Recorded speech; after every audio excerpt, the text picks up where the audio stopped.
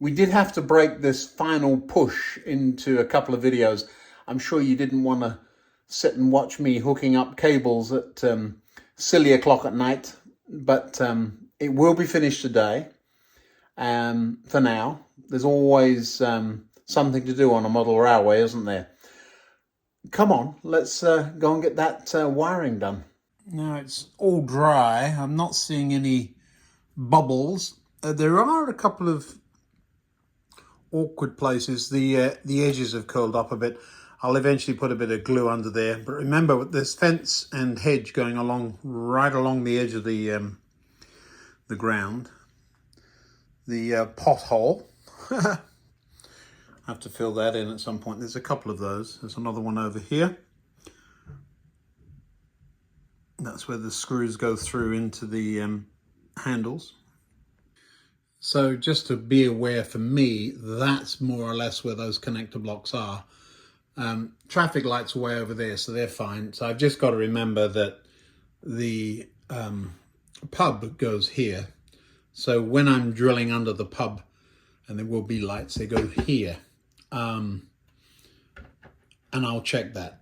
I could have moved the connector blocks over here, but there's nothing there. But that's exactly the problem. When there's nothing, oh, there's nothing there, and you go straight through and you hit them. So you've always got to be aware of what's underneath. Now the eagle-eyed will have noticed there's a whole pile of old valves kicking around in my drawer. That one needs a bit of glue. So what I'm up to here is you file off the end.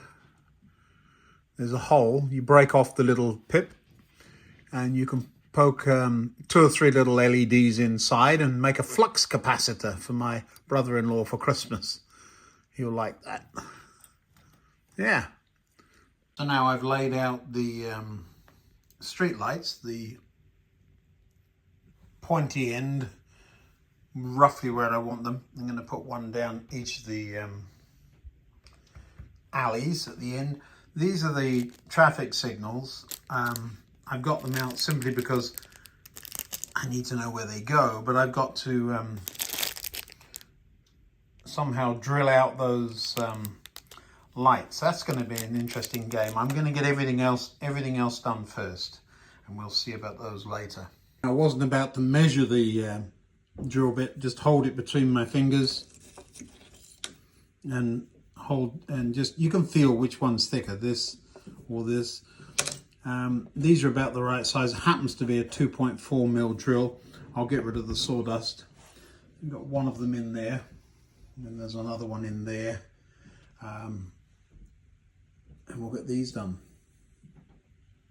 So we just poke the wires down the hole, making sure it's straight so it doesn't catch on the sides.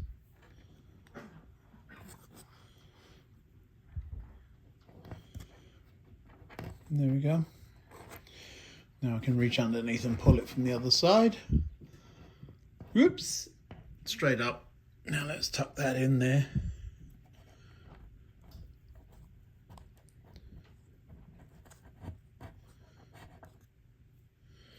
Looks like a car's hit it. Right. One street light. And we just repeat that all the way down the road, and we'll have a whole pile of street lights, and then I'll flip it over, tip it upside down and wire them up. Okay, just a quick comment or two on this. This is what we started with. Sold as traffic lights. They're actually train lights. The red is at the bottom. Want the red at the top, great big block at the back. Good pair of cutters. Cut the back off. There we go. Wind up with the front. Managed to thread 3 LEDs down through the tube, which is nice and tight. I will make sure those are the right way up. I'll glue those onto the back of this. Put a bit of black tack over it. And hey presto, we will have traffic lights. I'm glad I've got the all 6 wires down there. the issue is the little board. I don't remember whether it was common anode or common cathode, and that will make a difference later. But I can now go ahead and get that done, which is nice. Well, it looks icky, but that's the back of the traffic light, so I'll leave that to set and then we'll see if we can make them work. Well, the black tack turned out to be grey tack. Kind of works. Let me show you the traffic lights in a couple of stages of completion. You can see the middle one there. They're tiny, aren't they? Look at that. The middle one there isn't quite in the right place. The glue is setting, so I'll shove that yellow LED down the hole in just a minute. Once they're in place, you stick a bit of grey tack on the back of them. And as Blue Peter used to say, and here's one I did earlier. So from one side, don't look too bad. And then on the back, a bit of black tack, painted black. Don't look too bad at all. Let's get the other two done and in. Now, clearly we've got some tidy up work to do around the back of the shop. Some disguising to do around the back of the pub. But you've got to remember, that's all being viewed from this side. So I'm quite happy. The lights aren't working yet. I'm waiting for the glue to set. But we're going to get the cricket pitch finished first. Well, we're definitely getting there. All of the street lights are in. The traffic lights are in. They're very wet right now. Started filling in a little bit of clutter behind the pavilion. It's glued in place. There's a light bulb in it. I really did put, I can't believe how small those are. Look at my finger. So you see the sign, and I've managed to get 2 light bulbs, one each side of the sign. They work. I don't want to put them on right now. The glue's still wet, so we're going to let that dry. It's funny because I got street lights and we're going to end up with night cricket, aren't we? Bit of the pitch there. The stripes worked. I like that. We'll see what happens. Well, it's not looking too bad. The biggest problem I've got actually is the lack of fences. I thought I had some, but I just have those big chunky things. I've got a few on order. I'm sure they'll take 2 weeks to get here. But nevertheless, a little bit of a hedge there. I intend to put a fence in front of that. I haven't got the pitch markings on yet either. That needs to be done. I'm a little bit wary of that. But that's what I'm up to. For those of you not used to cricket, that scene would be perfectly normal. These guys here are called slips. Basically, if the ball comes here, it slips over there. Ooh, I knocked one over. I just finished gluing them. Very delicate still, so I've got to be a bit careful. Now, this looks complicated. It's really just a buck converter. Now, what that means, you just shove your 12 volts in here, and out of there comes whatever you adjust this to, and this thing here just tells you what you've done. The button there selects between the input and the output. So why a buck converter after all this? Simple thing, but some of the circuits, I like to run everything on 12 volts, and some of the circuits, specifically the traffic lights and you remember the runway lights, those run on circuits that I wouldn't trust at 12 volts. They're rated at 9 volts, and I just don't want to blow them up. So we put one of these in the way to stop that. Well, this is the traffic light sequencer. See the red and amber together, and then red and green. So it's working in my hand. I've got to hook up the traffic lights. Unusually, it's common anode. So I've got to put all the red wires together. By my finger up there, there is a jumper, and there's another one there. I think you can change that, but I don't need to. Very versatile little thing.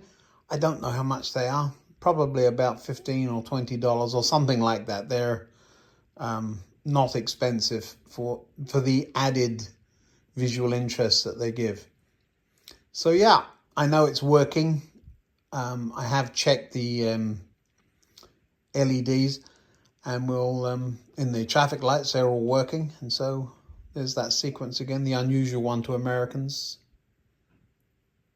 There, yeah, it's about the right speed too. Let's get on and get it in. So here are all of the wires coming from the traffic lights. Have a whole bunch of resistors down here. Much easier to sit here and work. Okay, it's a little awkward, but much easier here than working upside down later. So I'm going to get as much as I can done here before I have to clamber under and wire up the street lights to the connector blocks. But even the street lights, you see, many of them I can pull the wires out and hook them up. Good. I think it's going to work, you know. Hope so. Oh my word. It does look a bit daunting, doesn't it, with all these wires hanging around underneath.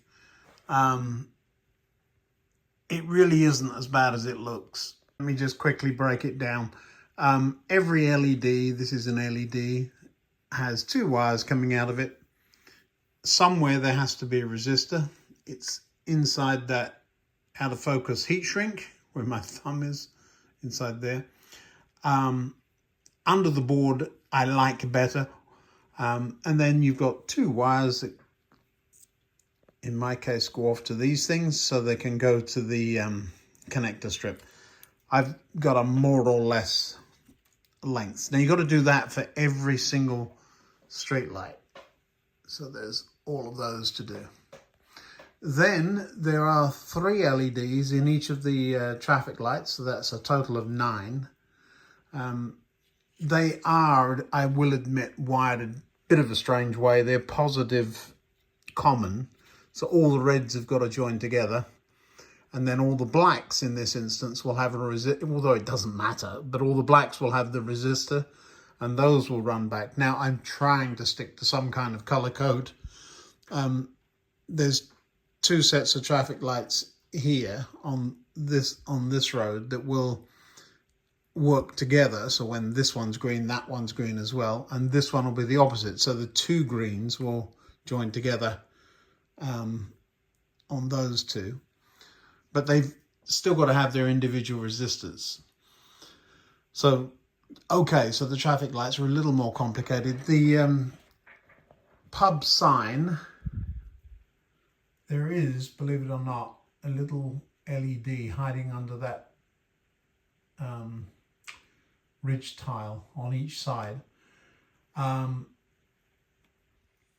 Those go to the bottom of the, I showed you before, they go inside the building, and they're really not long enough then to get underneath.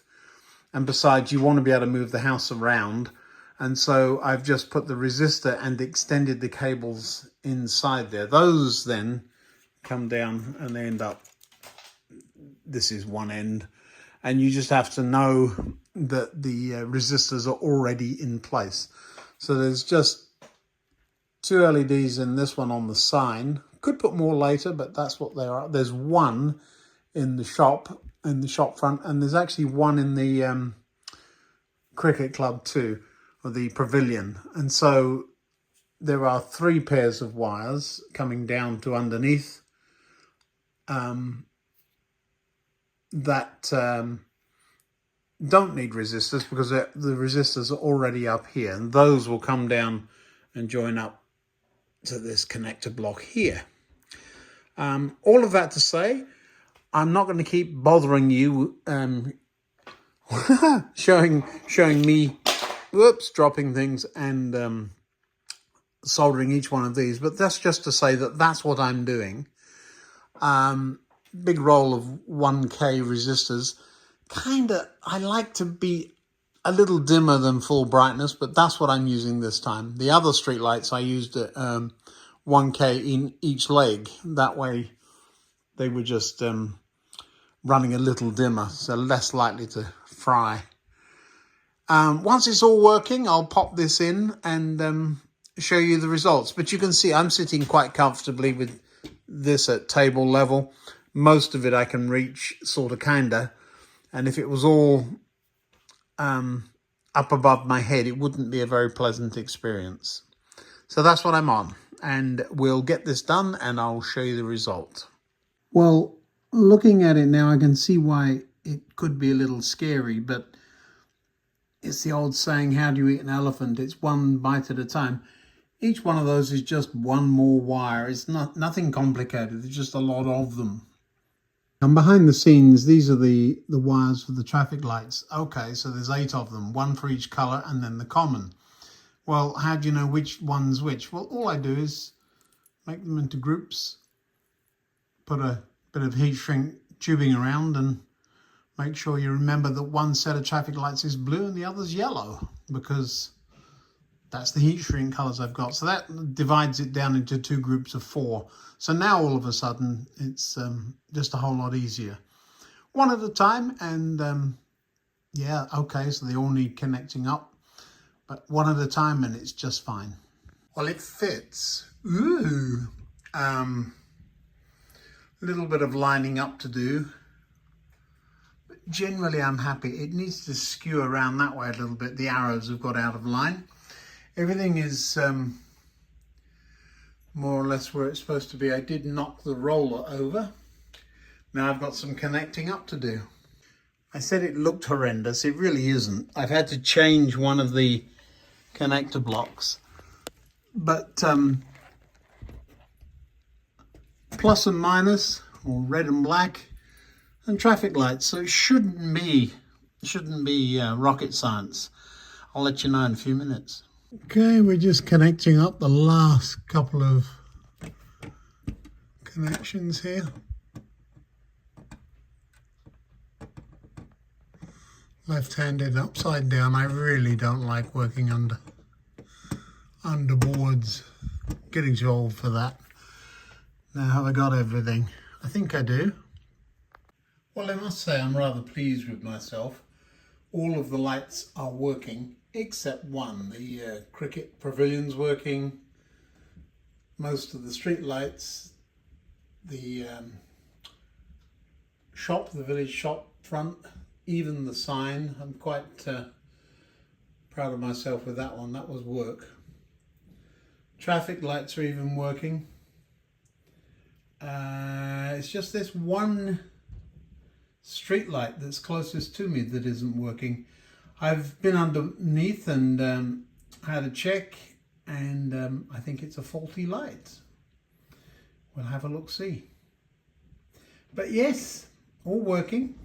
The runway lights are also working. I can't put those on right now because there's a connection I need to make under here, but they are working in principle. I will widen this road out just a little bit to meet up with the level crossing, or the grade crossing, they call it in America. And then we've got the road into the airport there.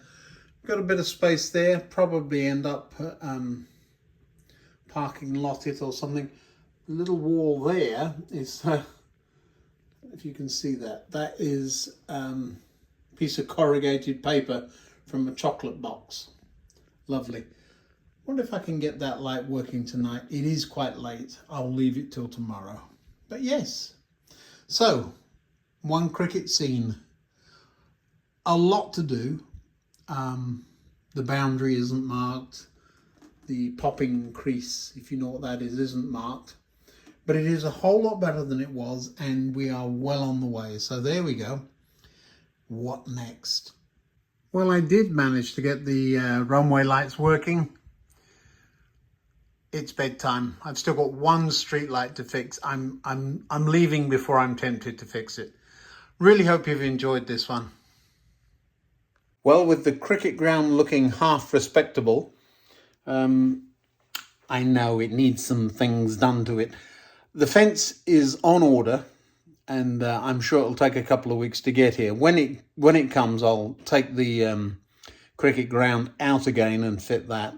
But in the meantime, there's a big station here that needs sorting out, isn't there? Well, next project or not, thanks for watching. Thanks for subscribing and clicking that like button. It really does encourage me to make some more. So if you want to see more of these, click away. Thanks for watching.